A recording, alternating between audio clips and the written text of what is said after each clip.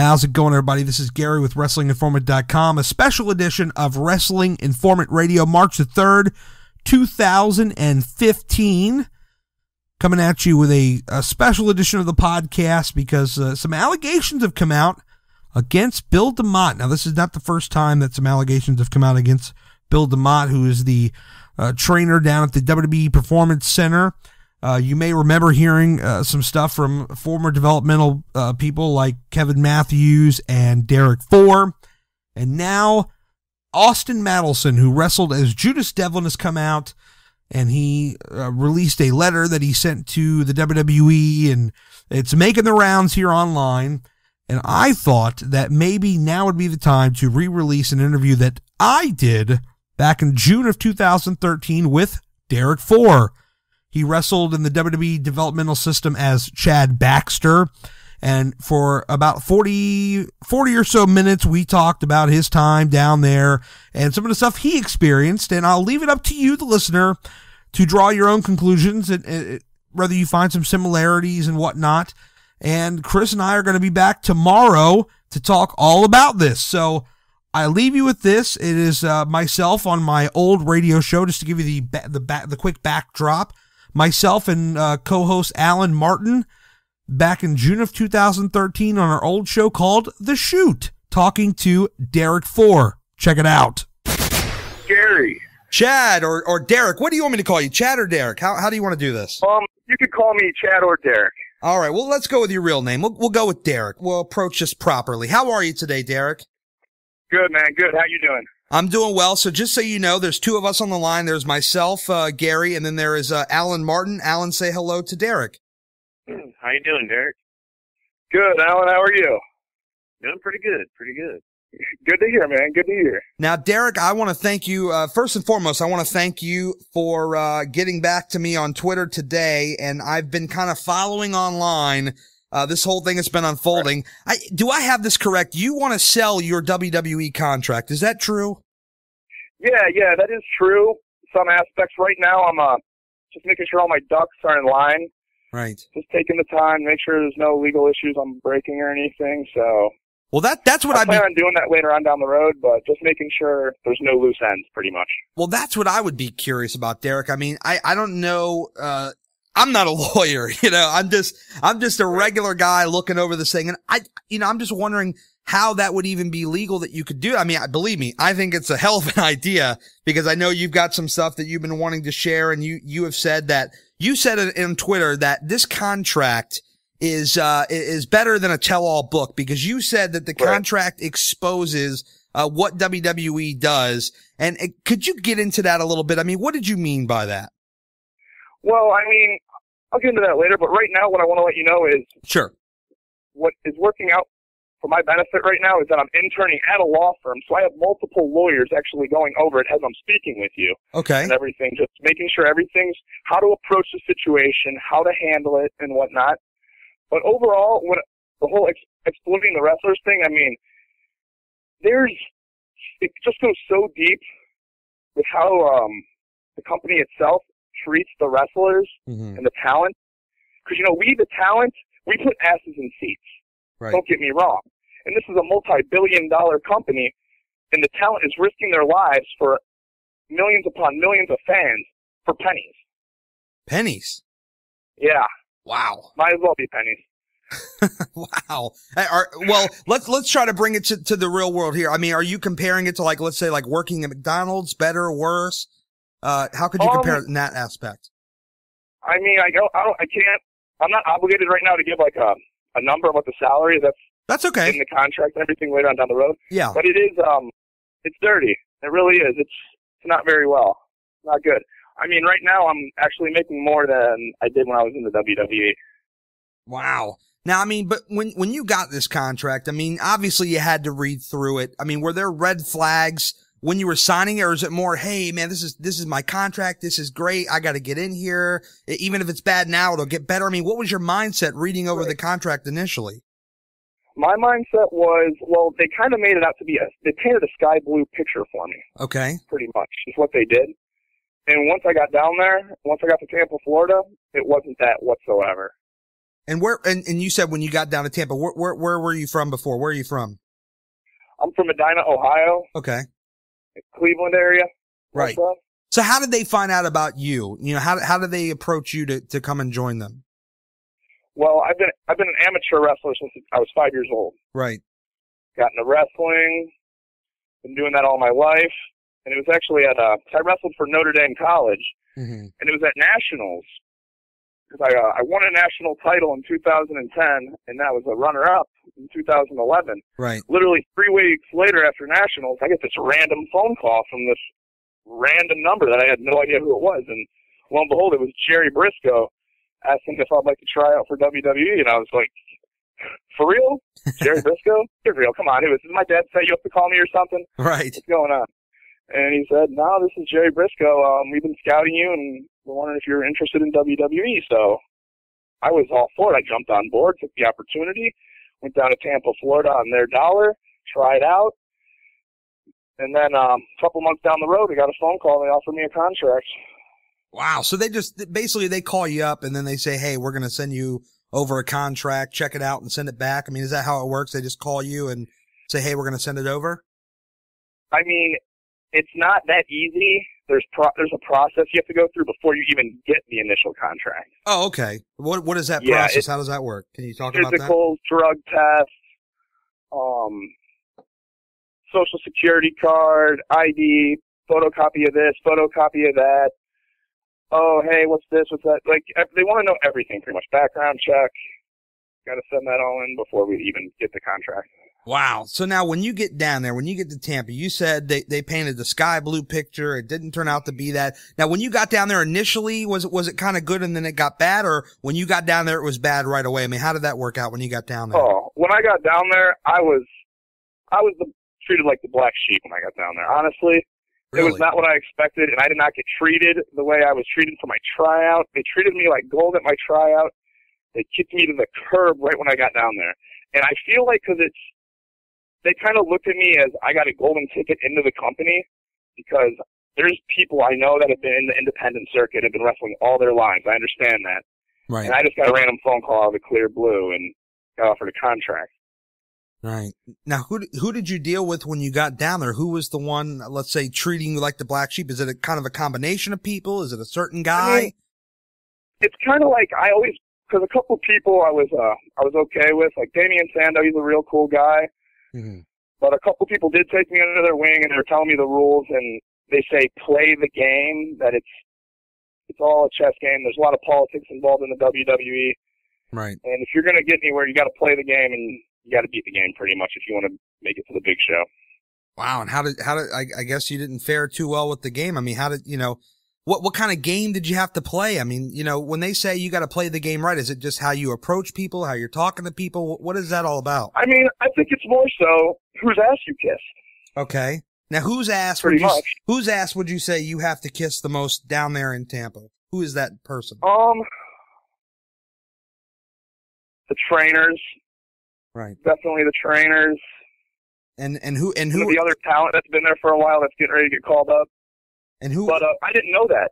When I went in there, there was no orientation for me. They didn't tell me how things were going to be run. Mm-hmm.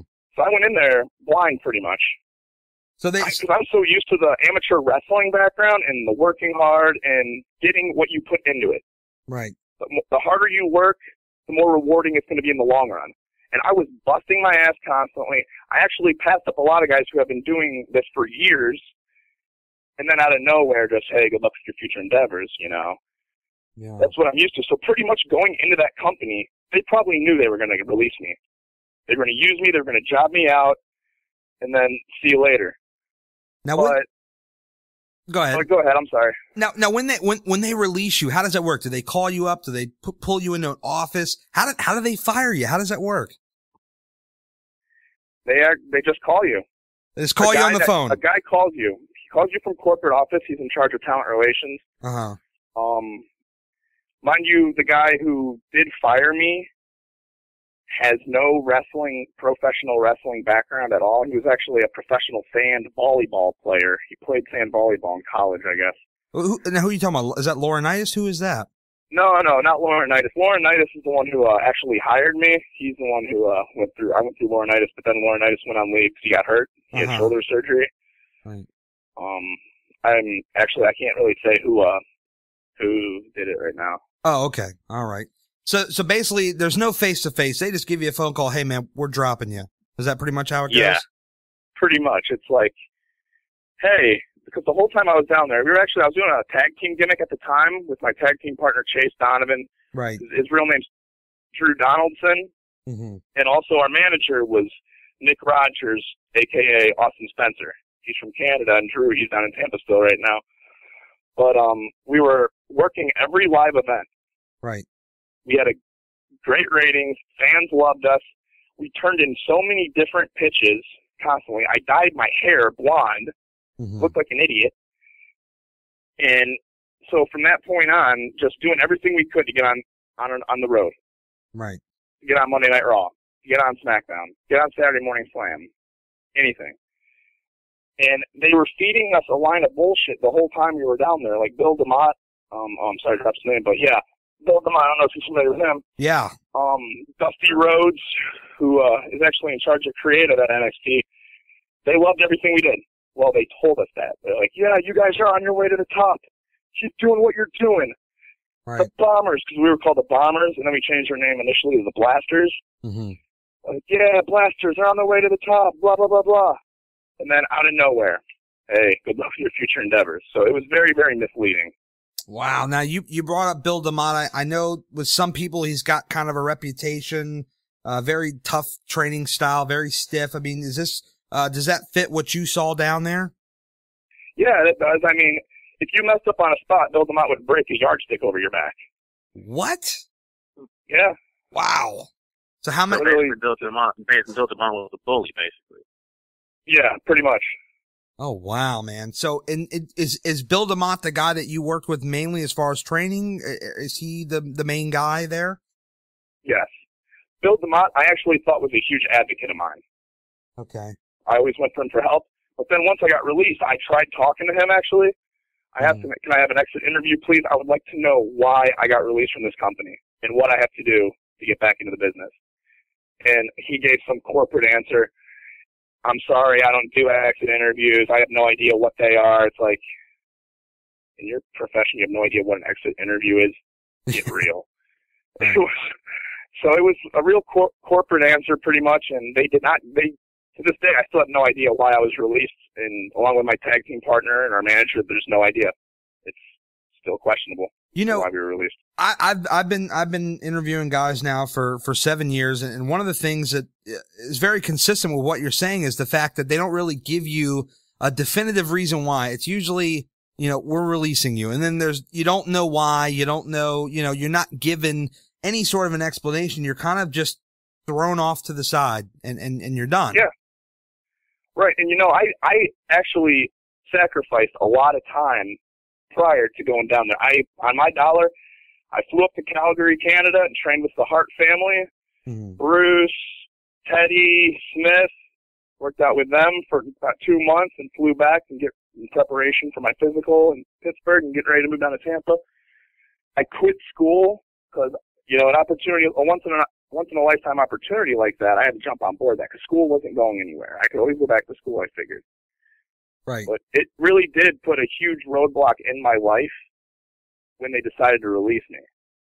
Yeah, and the way that they do it, I mean, I think that at the very least, no matter what the circumstances, they should at least give you a reason. But I don't know that a whole lot of employers do that to begin with, and I think it's very unfortunate personally. But it's very unfortunate, and this is how I feel. I feel there should be a professional wrestlers union. Okay, yeah, a lot of people have said that. But the thing is, the little people, the talent, they're not going to speak up because there's always going to be someone else that will do it for cheaper. Right. Like, someone needs to be heard and voice their opinion with this matter.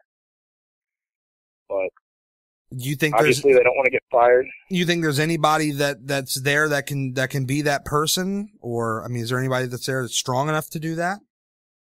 I'm going to say no, because the only people that will voice their opinion are those that are getting treated unfairly. Right. Because you got the people making millions of dollars who aren't about to step on corporate's toes because they're getting the checks. Mm-hmm. You know what I'm saying? So they're not trying to burn any bridges. Right. Now, so you work with Bill Demott. Is there anybody else there that really, rubbed you the wrong way? Treated you bad? I mean, I had my moments with Joey Mercury, but that's just his personality. I feel like, because once when I got in there, I was, I understand I'm green. When I got in there, I was green as green, and I'm the new guy. Oh, have the new guy mop the floors, have the new guy clean the toilets and all this. I put my time in, but for the amount of experience I had in professional wrestling, because my first time ever in a ring, in a professional wrestling ring, was a WWE ring. Right. The only promotion I ever worked for was WWE. And for going in there green, for them to just release me in 8 months, and 2 of those 8 months, I had surgery on my knee. I was out. So they didn't give me much of a chance. And I know my potential. I know the work I can put in and what I'm capable of doing. Right. But they weren't willing to give me the push. Yeah, that's... I just think that if they're going to drop somebody, they should at least, tell you why. I mean, hey, look, you don't have the look, or you're not doing this right, or you're not doing that right. I just think for them to just drop somebody, I think that's wrong. Right. It is wrong. And it was just misleading. They fed me this whole line of bullshit the whole time I was there. Like, yeah, you're doing great. You're going to have a bright future in this business. It kind of makes me laugh. It's like, yeah, bright future somewhere else. Right. Now, you had another tweet on the 10th of June. You were talking about, I guess, some trainer. You said WWE pulled a Pearl Harbor on them. You said that Rob McIntyre, who trained at Hard Knock South, would back you up on this. What were you talking about in that tweet? What was the meaning of that tweet? Yeah, Rob McIntyre, he trains all the WWE guys. He's John Cena's personal trainer at his gym at Hard Knock South. Right. And when Bill Demott was there, we actually had 30 guys on the injured list. Mm-hmm. So there were 30 guys on the injured list. And, of course, they're going to figure out what's going on. I guess that corporate blamed it on Rob McIntyre for the injuries. But in all actuality, it was Bill Demott who injured all the wrestlers because of his high intense level of training. Right. So, but I mean, you were talking about knocking these guys with sticks and stuff. I mean, is that just the start of it? Is there more to that? I mean, does he have other kind of tactics that he, uses? I mean, his tactics are out there. He always says pretty much, I don't know what Bill Demott is trying to do. He says he's here to create the future for tomorrow, future stars, tomorrow stars and whatnot. But I don't see it. Right. I feel like he's only there to market his damn book. Okay. Yeah, he did put out a book. Yeah, I know. All he's there is to market his book and tell stories about the amount of drugs he took back in the day. Right. Do you think there's a value for him there? Maybe he just needs to change his attitude, or do you think he doesn't belong there at all? I don't think he belongs there at all. Okay. I mean, if we're going to have our head trainer training the future superstars, they got to have a good head on their shoulders. Not someone that's talking about doing lines in the bathroom after a show. So he would be doing lines after the show? I mean, he was telling stories about that, but okay. That's some of the stories he was telling at practice and whatnot.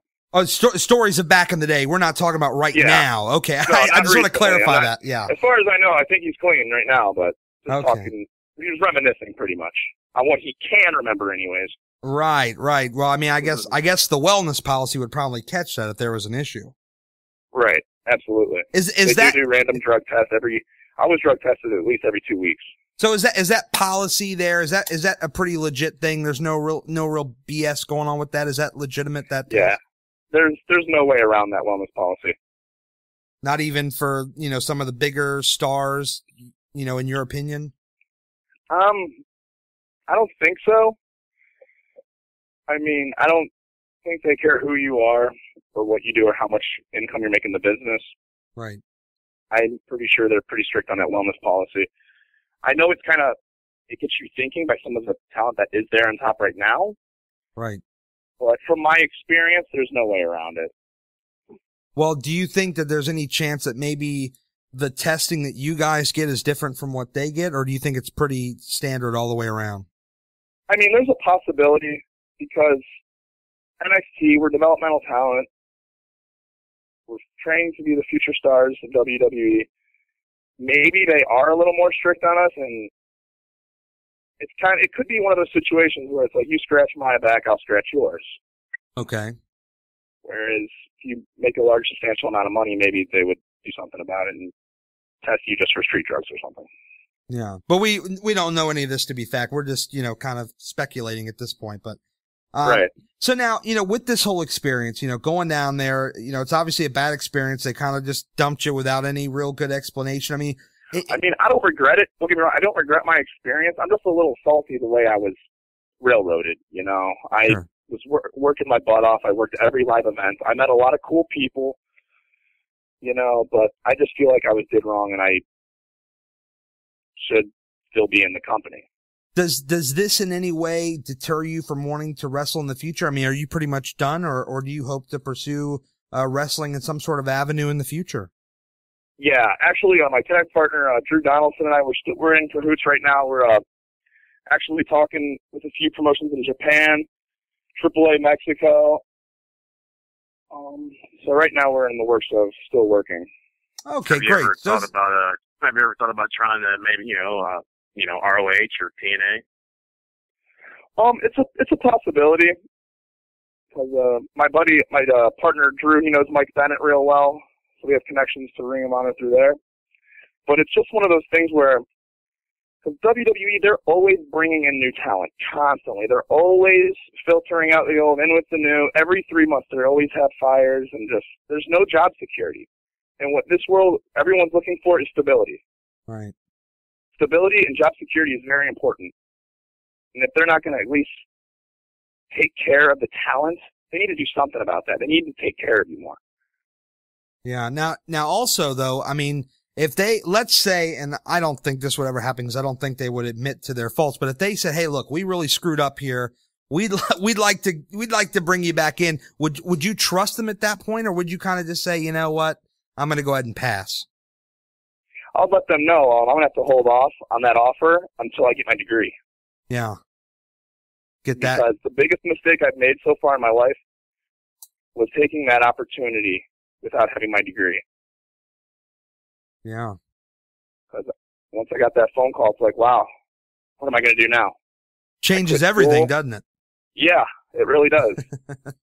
Now, how long have you been a fan of WWE? I know you did some amateur wrestling, but I mean, as far as like WWE and stuff like that, how long have you been watching it?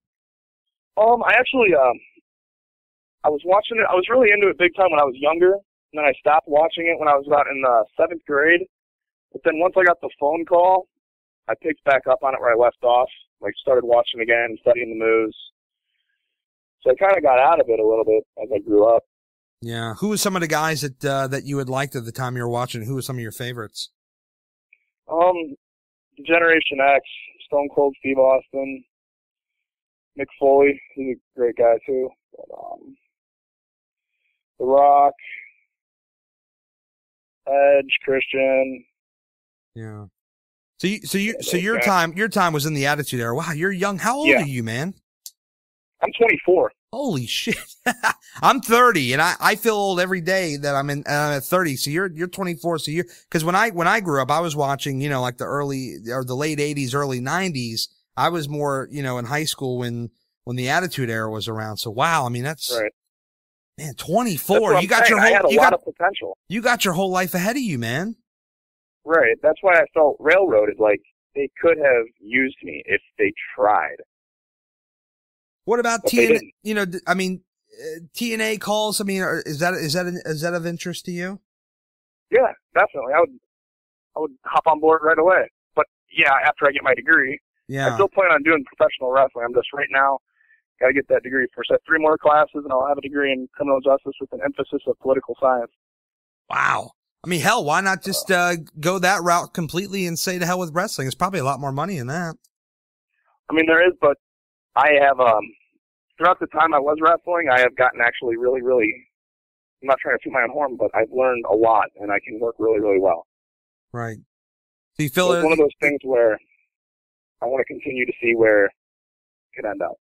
There's a lot more, in your future. That's the way you feel. I have a lot more in my gas tank. Who's somebody that you think, if you were to work with them, that would be a big money feud? Who's somebody that you really want to work with? Probably Dolph Ziggler. Yeah. Man, what a talent, man. Well, yeah, I know. What a talent. There's a good storyline behind that, because actually his head coach at Kent State, he was an amateur wrestler at Kent State. Right. Was my head coach at Notre Dame. Okay. So you guys could probably Notre build Dame something and Kent there. State. There's bad blood between Notre Dame and Kent State. Right. You can get a whole storyline going there. It's like good rivals. Yeah. So I figure we can work with that. Very good. Very good. So, man, I'm so glad that we got to talk to you and hear your story, man. I mean, it's crazy to think that they can just kind of dump these guys and move on to the next. I mean, I'm still blown away by that whole thing, that you can just let somebody go and just be done with it like nothing ever happened. Right. I mean, it's not right. That's why there need to be changes. Things need to be done. But who's going to do them? Yeah. I mean, did you ever get any interaction with Triple H at all? Was he ever down there? Did you ever get to meet or work with him at all? I met Triple H. What was he cool. like? He was good, dude? Yeah, he seems like a good guy, but I mean, right now, in the WWE, it's the type of business, they're not going to tell you what they're looking for. Mm-hmm. What they're going to do is set you up for failure pretty much, because now what I've noticed, what they're doing, they're getting rid of all the baby faces, and everyone that's making it on the road looks like a freak show. Like, the freakier you look, pretty much the better. Right. That's what's going to get you to the top. And it's like, wow, I'm looking at some of the guys that are getting up there. They have flabby bodies, nothing too special. So they're not going for that pretty boy muscle look anymore. Mm-hmm. I noticed they got a lot of guys with the beards and stuff. They love those guys. Yeah, they love the beards. I remember, Derek, going on the NXT website, and you could like count out all the guys with the beards. There was like at least 10 of them or more. Right. It's like, wow, look at all these guys with the beards. It's crazy. I believe there's still a bunch of people with beards right now. Probably so. Maybe that's a new thing. Maybe I don't know. That's what I don't know why what they're going for, but they don't tell you what they want. Right. Pretty much it's on you. And going into that, I thought WWE Developmental, they were going to develop me. Right. But no, that wasn't the case at all. They're not going to tell you if you mess up. They're going to leave it be. Right. It's just when I got released, I had no warning. Right. It just happened. Yeah. So they just, I mean, basically, you get in the ring, you're training, you work some developmental, like, live events and such. I mean, they just kind of just throw you in there. There's no real development, as you say. They don't say, hey, look, let's work on this. Let's focus on that. There's none of that at all. I mean, there is training. And it is very structured. Mm-hmm. But I mean, don't get me wrong. I worked my first match my first 2 weeks there. Right. And I wasn't even ready. There's no way. Yeah. Normally, you're supposed to have at least 4 months of training before you work your first match. They just threw me in there against a guy who's also very, very green. Right. Now, do you think somebody like a Triple H, the people in Connecticut, do you think that they are even aware of what's going on down in developmental, or do you think the developmental is kind of on their own island, and then when they got somebody, they call them up? I mean, how do you think that works out? Do you think they're aware of the things that are going on down there?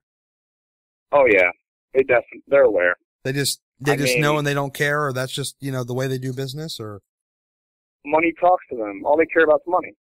Right. They got that money in their pocket. They're not going to care. They're going to keep doing the way things are going. They're going to keep doing them. Did you ever get to cross paths with Vince McMahon or Stephanie McMahon? No, I never talked to Vince or Stephanie. Wow, so they never even visit down there, do they? Or maybe it's very rare. They were never down in NXT. Wow. NXT was pretty much Triple H's project. Yeah. is all on That's him. interesting because Stephanie McMahon is supposed to be head of creative, so I find that interesting. Yeah, I mean, she's head of creative, but I think she does her job in Connecticut. Yeah. Just do some road work and stuff like that too. But you would think that they'd want to go down there and kind of just see, okay, here's a couple guys we got, let's see what we got here. Maybe we can bring this guy up, or we can try this out. You would think that there'd be some of that so they could see exactly what they got. And the reaction of the fans, how the fans will take that. Right. Sit in on a show, see who's getting the pops, who's not, that kind of stuff. Right. Because the WWE, I mean, let's get real. They have the power to turn anyone into a star. Right. With the vignettes that they do, they have that power. There's no reason why they couldn't have given me a push. Or my tag team partner. It's just preposterous. And Bill Demott always said, perception is reality. And if perception is reality, in that case, why was I released? I asked him that too, and he had no answer. Wow. And nothing. Now, is there anybody that you look at now that's been called up that you think shouldn't even be there, in your opinion? Yeah, I do, but I don't want to say any names right now. Okay, fair enough. It really does. It hits hard. It really takes a toll on me watching Raw and seeing that. I'm like, wow, are you serious? But, what can I do? I clearly did not kiss enough ass. Wow. So the moral is go down there and start kissing ass. It don't matter how good or how bad you are, just kiss somebody's ass. I mean, yeah, kiss ass, but also it's be seen and not heard. Because I feel like when I first got there, I did not know just to shut up and don't say anything, because I was trying to, I asked a lot of questions when I first got down there. I guess that was a bad thing. Just, when you're there, just shut up, don't say anything. Wow. That's interesting. I didn't know that. So they expect you not to ask anything. Just kind of see what they're doing and go with it that way.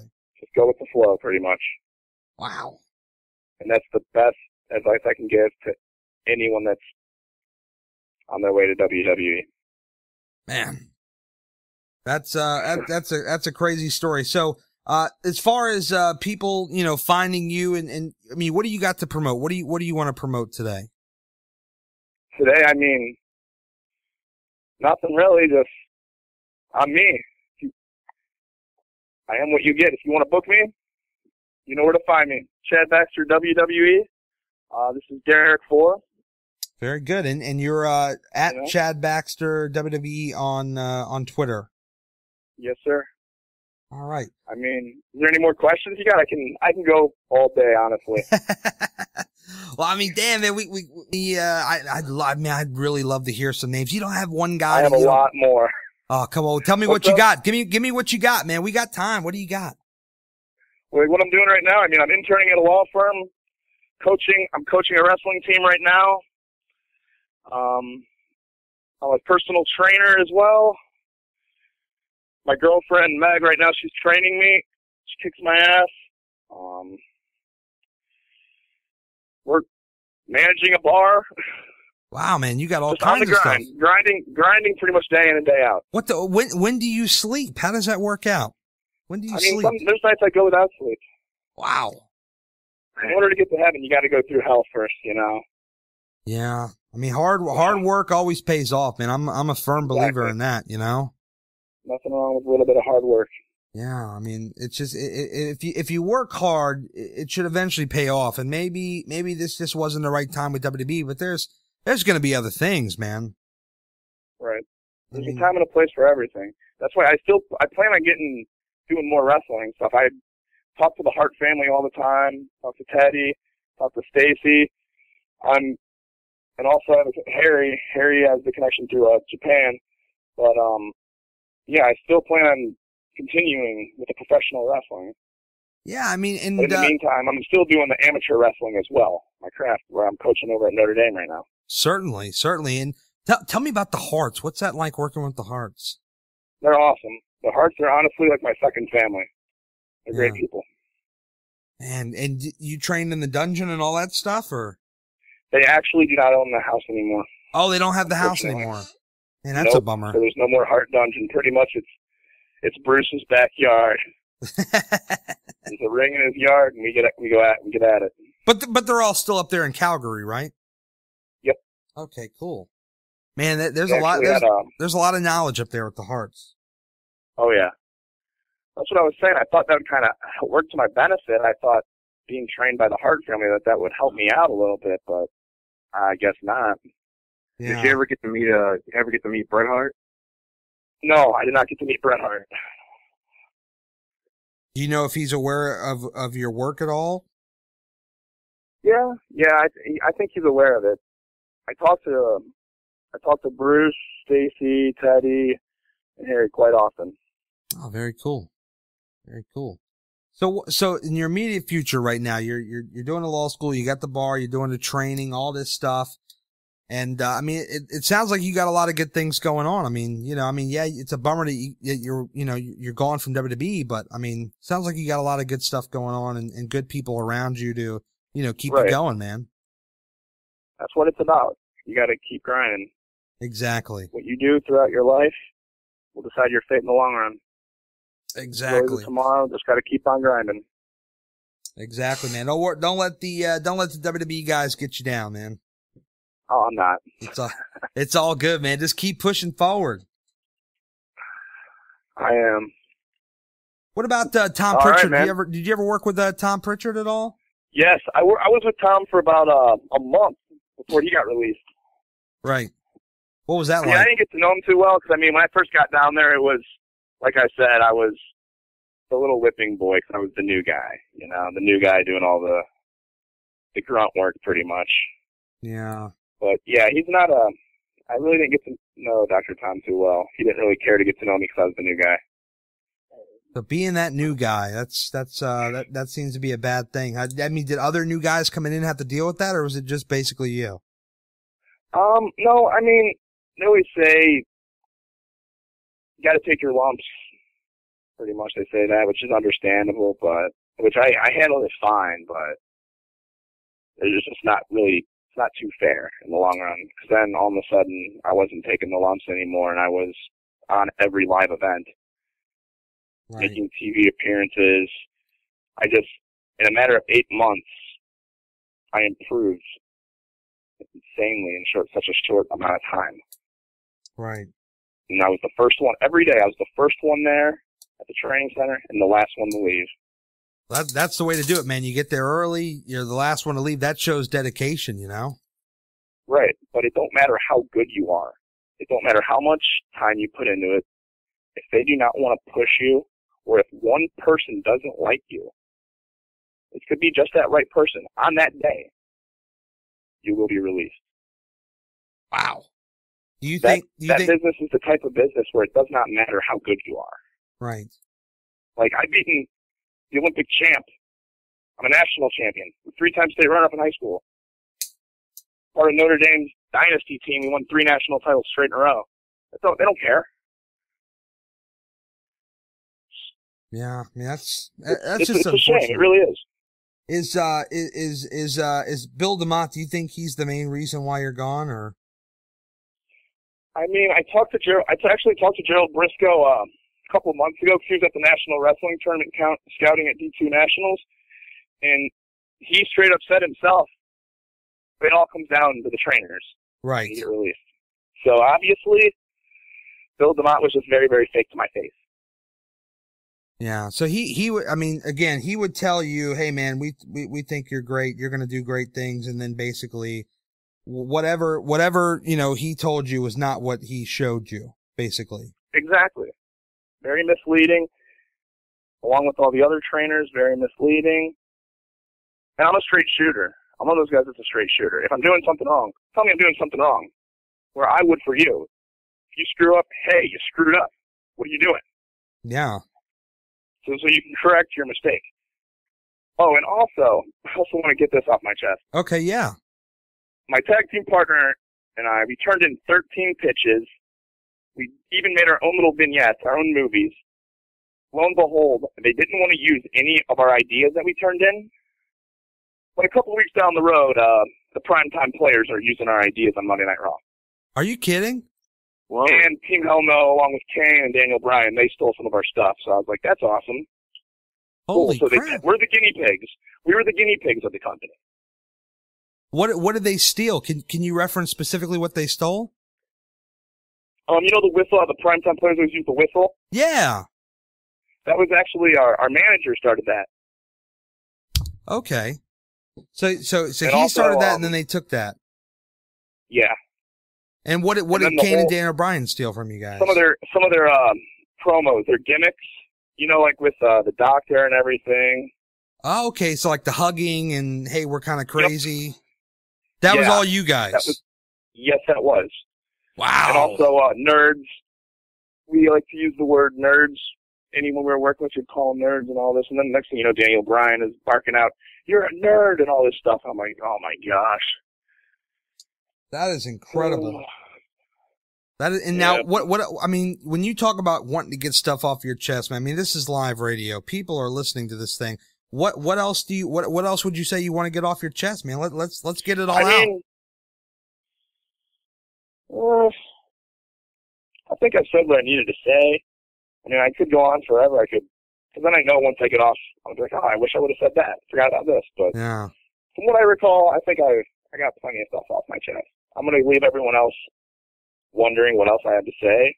I'm going to let the world know there's a lot more coming. Wow. Well, there you have it. Stay tuned. Chad Baxter, WWE on Twitter. This is the guy to follow, man, and see what else he's got going on.